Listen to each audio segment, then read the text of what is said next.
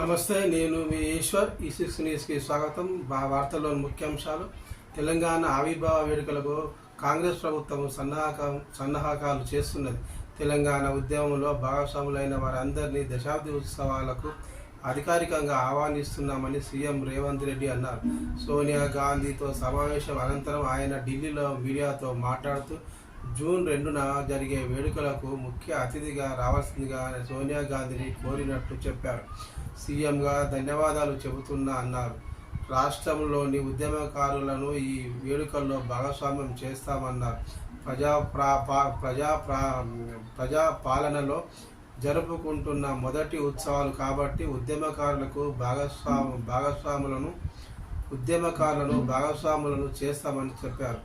ఉద్యమకారులకు సముచిత గౌరవం దక్కుతుందని హామీ ఇచ్చారు. కోదండరాం నేతృత్వంలో జాబితాను తయారు చేస్తున్నట్లు తెలిపారు. తెలంగాణ ప్రజల అభిష్టానం మేరకు సోనియా గాంధీ రాష్ట్రాన్ని ఇచ్చిందని, తెలంగాణ ఇచ్చిన సోనియా గాంధీని ఆహ్వానించినట్లు తెలిపారు. సోనియా రాక కోసం కాంగ్రెస్ నేతలు ఉత్సాహంగా ఎదురు చూస్తున్నారు.